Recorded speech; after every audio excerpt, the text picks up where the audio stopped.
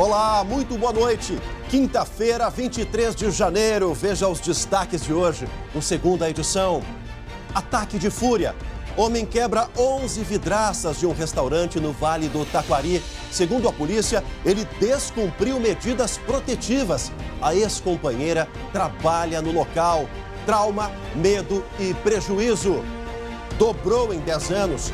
Preço da passagem de ônibus da capital teve quase 100% de reajuste em uma década. Hoje, as empresas encaminharam um novo pedido de aumento, 50 centavos a mais na tarifa. Susto com final feliz? Mãe de bebê recém-nascido vive momentos de pânico depois da criança se engasgar com leite. Por sorte, um policial militar passava perto e ajudou a salvar o menino. A história do anjo da guarda do pequeno Joaquim. O SBT Rio Grande, segunda edição, começa agora. Vem com a gente.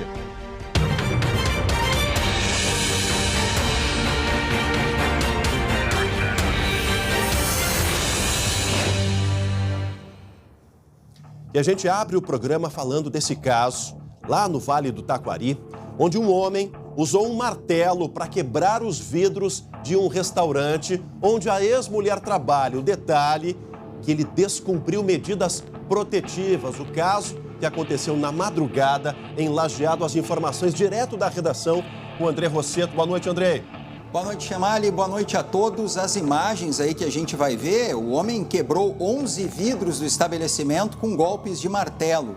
Ele estava atrás da ex-namorada, Chamali, que é funcionária do restaurante. A mulher de 61 anos tem medidas protetivas que exigem que o ex-companheiro não se aproxime da casa e do local de trabalho. Mesmo assim, o homem ainda tirou 2 rojões no pátio da casa da vítima. A Brigada Militar fez buscas na região, mas não encontrou o suspeito, Chamali. Agora, André, durante a tarde falei com a delegada da Delegacia da Mulher lá de Lajeado, delegada Márcia, e ela me disse o seguinte: não foi a primeira vez, já havia um outro histórico de ataque nesse mesmo restaurante, onde ele quebrou 3 vidraças na primeira oportunidade, e aí um prejuízo de R$700 ao proprietário. Dessa vez ele calcula um prejuízo de R$3.000, fora a questão do medo, né, André? Tem imagem do restaurante, né, Fernanda? Tem imagem, André? Vamos acompanhar a imagem agora na tela do segunda edição. Tem imagens aí da rua, do restaurante lá em Lajeado. Restaurante ali à frente, a fachada dele ali, uma imagem mais distante ali, para dar ideia, uma rua bastante central, né, de Lajeado, uma imagem mais aproximada ali. Nesse caso, Chamali, o maior problema é se esse cidadão aí realmente fizer alguma coisa muito mais séria do que ele está demonstrando, né? Porque pelo que a gente conversa aí com os delegados que cuidam desse tipo de caso, começa assim, né? Começa com esse tipo de agressão e depois pode realmente piorar. Isso segundo o que a polícia nos passa. Tá certo, André. Em seguidinho a gente está preparando mais imagens, mas pelo que a delegada falou, André, a vítima está em segurança nesse momento. É uma senhora, né? 61 anos. 61 anos, já tem medidas protetivas, né? Que exigem aí que o companheiro não se aproxime da casa e do local de trabalho. Tá certo, André. Daqui a pouquinho a gente volta a conversar. Agora eu falo do caso Ronei. Após 3 dias de júri popular, o julgamento foi anulado em Charqueadas. Noticiamos ontem. Agora a Justiça aguarda a realização de um novo laudo pericial. Isso porque a defesa alegou que o jovem tinha problemas de coagulação. Mas a novidade de hoje é essa. Para o Ministério Público, a doença nunca foi a causa da morte. Emitiram nota hoje pela manhã falando sobre isso. Para o promotor de justiça Márcio Abreu Ferreira, que cuida desse caso, a doença pré-existente em Ronei era conhecida desde o início do processo e a informação constava no laudo de necropsia. Isso me parece uma estratégia, talvez aí uma jogada da defesa de um desses réus, justamente para protelar, para empurrar com a barriga nessa questão do caso Ronei. Tentamos contato com a família e, infelizmente, preferem então muito abalados com essa situação toda, 3 dias de julgamento e no final, quando se preparava para anunciar a sentença, toda essa reviravolta nesse caso. A gente mantém toda a atenção lá em Charqueadas para atualizar você aí sobre o caso Ronei. Agora atenção, usuários de transporte público na capital gaúcha. Tô falando do ônibus. A passagem pode aumentar em 50 centavos. De novo na redação com o André Rosseto. Uma nota? Então vamos à nota coberta. Solta aí. Empresas de ônibus de Porto Alegre querem aumento da passagem de R$ 4,70 para R$ 5,20. A entidade que representa as empresas de ônibus da capital entregou o estudo para a prefeitura. O aumento do custo do diesel e dos novos transportes embasaram a solicitação. No pedido, também foi ressaltado que houve uma queda no número de passageiros em 2019. O município ainda não finalizou o cálculo oficial, que será encaminhado ao Conselho Municipal de Transportes Urbanos. Agora a gente tem uma imagem impressionante aqui no segunda edição, um incêndio em uma caminhonete na região metropolitana, um carro que pegou fogo. Onde foi esse caso, André? Chemali, foi em Canoas. O dono do veículo saiu para buscar o óculos em uma ótica e quando voltou, o carro já estava em chamas. Os bombeiros chegaram rapidamente ao local e conseguiram conter o fogo. Ninguém se feriu, mas a caminhonete ficou destruída. Segundo os bombeiros, a provável causa do incêndio foi uma pane elétrica no ar-condicionado da caminhonete. Uma caminhonete nova, né, André? É nova, modelo novo, né? Dá para ver ali nas imagens, antes ali dá para ver que é modelo novo, né? Olha a frente completamente destruída, perda total, aí não tem mais volta, né, Não tem mais volta e sorte desse motorista que não se feriu, né? Aliás, ninguém se feriu, não houve uma explosão maior, né, André? Exatamente, nesses casos aí é bom se afastar e deixar os bombeiros chegarem, que eles têm o treinamento para fazer esse tipo de atendimento aí. Com certeza, o preparo adequado para controlar as chamas e evitar algo pior. Agora, André, a polícia recuperou 5 carros. O pessoal lembra dessa história, contamos ontem aqui. 5 carros roubados de uma concessionária em Sapiranga, no Vale dos Sinos. E aí foram divulgadas hoje as imagens que mostram toda a ação dos bandidos. Uma quadrilha bem organizada, né, André? A imagem está aí na tela, né? Pelas imagens das câmeras de segurança que a gente vê aí, é possível ver os bandidos se arrastando para entrar na concessionária em Sapiranga, às margens da RS 239. Eles cortaram a cerca elétrica e invadiram o prédio pelos fundos. 2 vão direto para uma sala onde estão as chaves. Depois eles movimentam móveis, a gente vai ver aí, para dar passagem aos carros. Com um dos veículos, eles destroem a vidraça da fachada.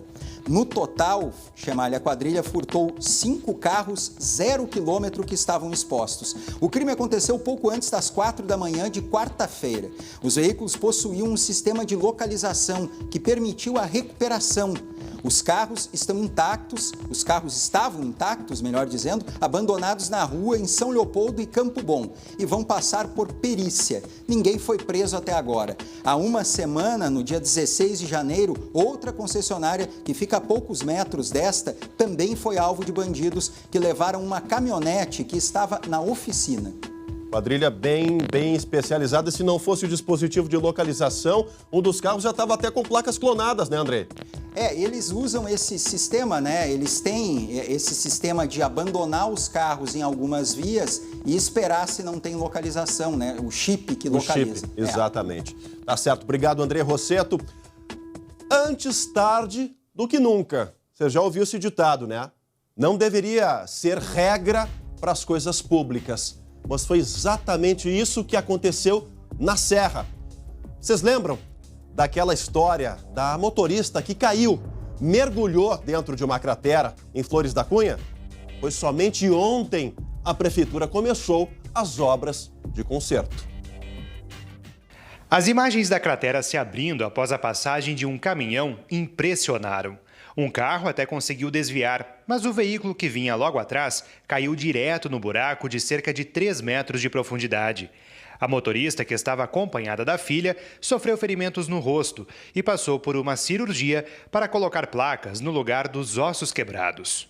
A família concordou em conversar com uma equipe de reportagem pela primeira vez após o acidente, mas não quis gravar entrevista. O motivo? Vergonha. É que após o susto e os ferimentos, a motorista teve que lidar com uma série de piadas e memes de mau gosto que circulam na internet.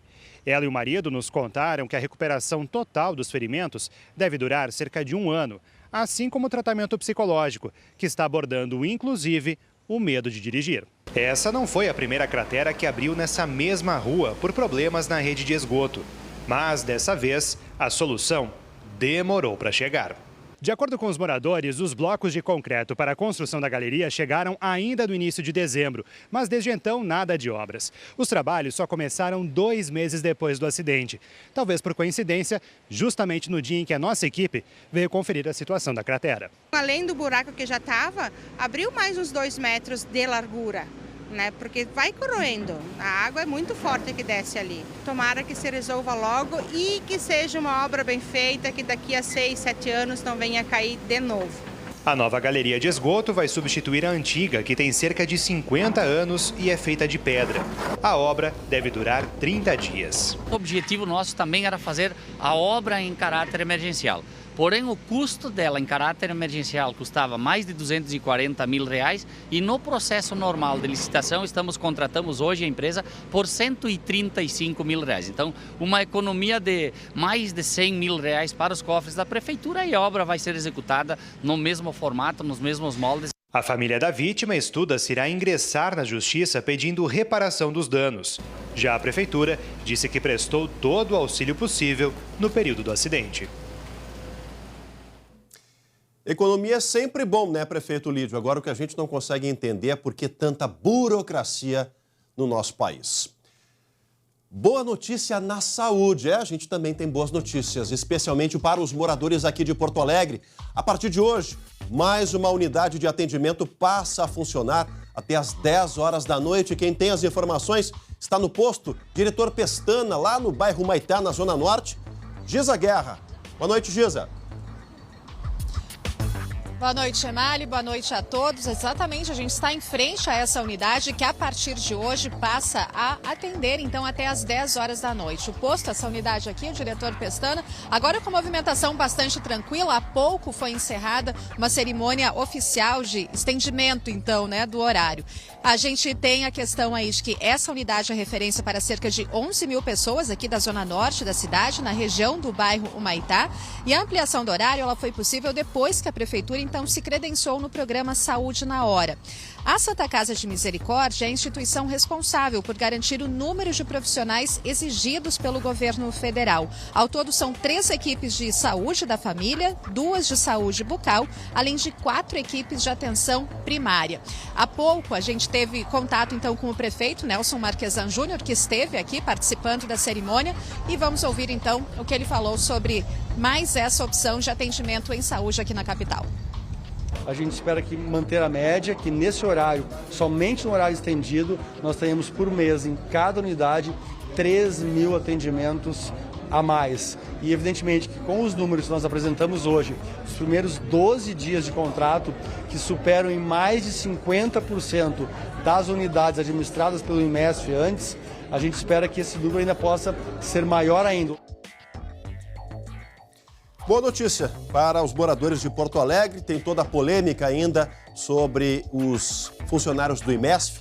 Parece que a Justiça andou anunciando aí uma nova decisão. Os detalhes a gente vai apresentar amanhã durante a nossa programação com o André Hardo, primeira edição, e depois aqui no segunda edição. Agora uma história daquelas com final feliz, daquelas que a gente gosta de contar aqui. Uma mãe passou por momentos de, pânico, pavor na noite passada, por conta do filho, esse bebezinho que se engasgou com leite. Mas ela teve uma grande ajuda de um policial militar que passava bem pertinho da casa dela e na hora exata. Solta aí na tela. Um anjo da guarda, né? Um herói para nós, que ajudou nós naquele momento desesperado, né? Foi um anjo mesmo. É assim que Sheila se sente em relação ao soldado que salvou a vida do filho. O pequeno Joaquim completa 2 meses na segunda-feira. Tão pequeno, ele nem imagina o tamanho do susto que causou na mãe. O bebê se afogou enquanto era amamentado na noite de quarta. Eu estava em casa, estava amamentando ele e quando eu vi ele já se afogou. Foi muito rápido, né? E daí eu já saí com ele para fora correndo, porque ele já estava desmaiado. Com todo susto, a mãe saiu da casa e por cima dessa grade alcançou o bebê para uma vizinha em busca de ajuda. Foi quando apareceu o policial militar, que por sorte passava pelo bairro na mesma hora. Comecei a aplicar algumas técnicas que a gente usa no dia a dia de primeiros socorros. consegui desobstruir as vias aéreas da criança e consegui fazer com que ela voltasse a respirar. Esta quinta-feira foi o dia do reencontro. Joaquim ainda nem faz ideia que está no colo do policial, que é considerado herói. Se não fosse o policial Luciano, ele não tinha chegado com vida no hospital, né? O senhor se considera um herói, um anjo? Como é que o senhor se considera hoje? Não, a parte de herói não, sou apenas um policial militar que trabalho diuturnamente para defender a sociedade. Prefiro encontrá-lo sempre, a partir de agora, da forma como eu encontrei ele hoje cedo. Joaquim é um menino lindo, um menino saudável. Peguei ele no colo, senti que ontem, senti o peso da criança, que ontem nem isso a gente sentia devido à adrenalina, é muito gratificante. Parabéns ao soldado Almeida e vida longa ao pequeno Joaquim. Fique agora com um recado que a FAB da EVT tem para você. Quer ajuda para reduzir suas dívidas de financiamento de veículos, cartão de crédito e empréstimos nesse início de ano? Se você comprou carro e está pagando por 2, tem dívida de cartão de crédito e empréstimo, o banco não para de ligar e você já não sabe mais o que fazer? Nós vamos te ajudar. Ligue agora para a EVT Assessoria 3391-3852 ou mande um WhatsApp para 99770-2864. Nós vamos te auxiliar a reduzir suas dívidas de financiamento de veículos, cartão de crédito e empréstimos. Mas tem que ligar agora, olha aqui na tela, 3391-3852 ou WhatsApp para 99770-2864.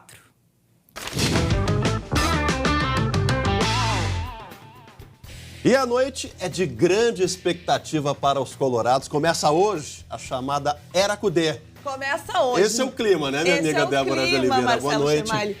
Deixa eu Tudo te dar bom? um abraço, que estou de volta aqui ao teu lado, que sempre é um grande prazer. Prazer é nosso. 9h30 da noite. 9h30. Começa oficialmente a Era Cudê no Internacional contra o Juventude, na estreia do Campeonato Gaúcho, né? O Inter que não levou 2 jogadores considerados titulares para Caxias, que é o Guerreiro, que ainda está buscando a forma física ideal, e o D'Alessandro, que já começa o ano expulso, cumprindo suspensão. Na verdade, ele foi expulso no segundo jogo da final do ano passado. Exatamente. E está cumprindo suspensão nessa primeira partida, o D'Alessandro, que certamente é titular do Cudê, que veio também muito pela amizade, por tudo que eles já construíram juntos na carreira, ele e o D'Alessandro. Bom, tá uma expectativa, né? Que Inter é esse? Porque a gente sabe das características do Cudê, é um técnico muito ofensivo, né? Que gosta de jogar para cima. Mas as escalações que se especularam nos últimos dias, ao meu ver, Débora, viu? Jeremias não concorda comigo no campinho. É um Inter meio retrancado. Então eu quero ver isso dentro de campo, porque o pessoal elogiou muito a forma de treinamento do Cudê, o quanto que ele trouxe de intensidade para os trabalhos. E a gente quer ver isso refletido, né, dentro de campo, nas jogadas, na criação das jogadas, nos gols, que a gente espera ver os colorados comemorarem nesse ano que começa oficialmente nesta noite para o Juventude. O que não deu muito certo foi a estreia tricolor ontem, né, Chemali? Pois é. O Tilica, sabe o Tilica? O Tilica. O Tilica é aquele fez a ex. festa, né? É aquele ex. Tu teve alguma ex que te incomodou algum tempo depois? Quem não teve? Não responde, Chemali. Não quero arrumar confusão com a minha querida Bianca. Porque o Tilica é o ex que chegou ontem na Arena matando a saudade, né? Porque ele foi formado no Grêmio pela base tricolor e pelo Caxias ontem abriu o caminho aí da vitória 2-0. E a gente está na expectativa do anúncio. Na verdade, dos anúncios, no plural. Porque tanto o Thiago Neves quanto o Diego Souza, por mais que os torcedores estejam cheios de restrições nas redes sociais, a gente está vendo muitas manifestações contrárias, que o Renato está fazendo um asilo com os bruxos dele. Falam muito, né? São tudo do time dos veteranos. Veteranos. Olha, são 2 nomes que a qualquer momento devem ser anunciados pelo presidente Romildo nas plataformas oficiais do Grêmio, tá bom? Tá certo. Para encerrar, ontem eu usei uma gravata vermelha e o Grêmio se deu mal. Para não tomar flauta dos colorados hoje, eu tô com uma gravata azul. Quer dizer que se der Juventude, a culpa foi tua. Já mais vamos ou saber menos desde assim. hoje já. Fica aqui comigo, vamos chamar essa próxima reportagem, que é uma coisa bacana, é cultura. É música até o final do mês, Débora, lá em Pelotas, cidade que tu adora. Adoro aqueles Tem uma doces. programação super diferenciada para quem curte um bom som. É o 10º Festival Internacional Sesc de Música, que acontece em vários pontos da cidade. O objetivo é atingir todas as classes sociais. No repertório, clássicos de choro, ritmo tipicamente brasileiro. Mas aqui, o violino também tem e é tocado por uma instrumentista argentina.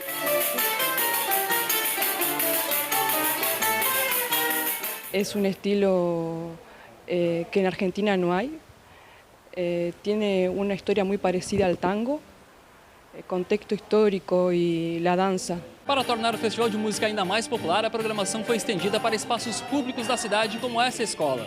Ao todo, vão ser 60 apresentações de graça para a comunidade.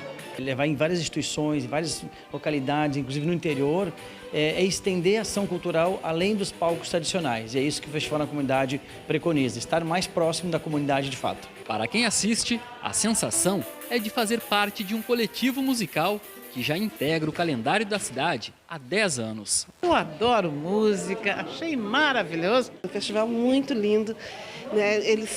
O que eles levam para a comunidade e vão até mais distante, como em outros bairros, como ontem teve no Lindóia, Terezinha, Getúlio. Eles vão em outros bairros distantes da cidade, do centro da cidade, então isso aí é fantástico, é maravilhoso.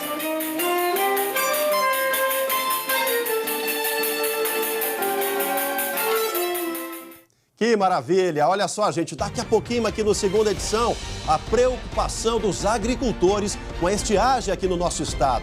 Preço de legumes e frutas foram às alturas. É já, a gente já volta. Voltamos ao vivo com segunda edição para todo o nosso estado. Olha esse número, gente. 83 já é o número de cidades em situação de emergência por causa da estiagem aqui no nosso estado. A falta de chuva tem prejudicado muito as plantações e tirado o sono dos agricultores. Se você tem achado os preços de frutas e legumes mais caros, prepare-se. Pode piorar até o fim do verão. A estiagem prolongada já prejudica as plantações, fazendo muitos agricultores a elevarem os preços para compensar as perdas. Rosinei sabe que não está entregando o melhor milho para o cliente, mas não há muita escolha. Espigas com falhas pela falta de chuva ou com grãos ressecados por causa do sol. O lucro é pequeno e a gente vê que não está colhendo o que a gente tem que colher no hectare. O quilo da ameixa, por exemplo, está custando o dobro do ano passado. Mas para o presidente da Central de Abastecimento do Estado, ainda há tempo para a recuperação.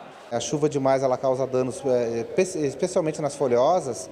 Eu acho que a gente vai ter um verão aí tranquilo, que não vai afetar muito ao consumidor final. A percepção de que os dias andam mesmo mais quentes não é uma mera sensação.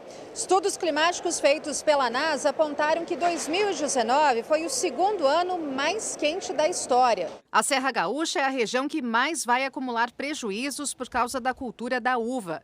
A combinação entre a chuva escassa e as altas temperaturas resultou em cachos murchos com pouca consistência. Na propriedade da dona Neuci, em Farroupilha, dos pouco mais de 8 hectares plantados, ela já faz o cálculo do prejuízo, cerca de R$100 mil.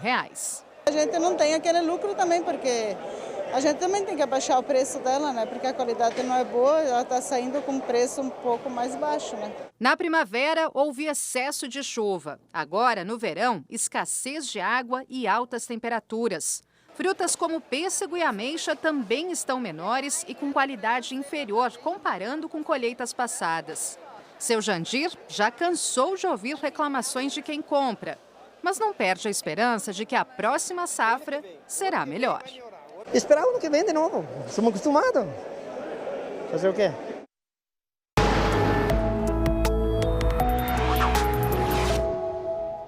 Quinta-feira abafada, mas choveu em algumas cidades. A previsão para as próximas horas, André? Chemalho, o tempo segue instável nas mesmas regiões e também na Parados, Campos de Cima da Serra e Litoral Norte. Amanhã a previsão é de tempo firme. Vamos aos mapas.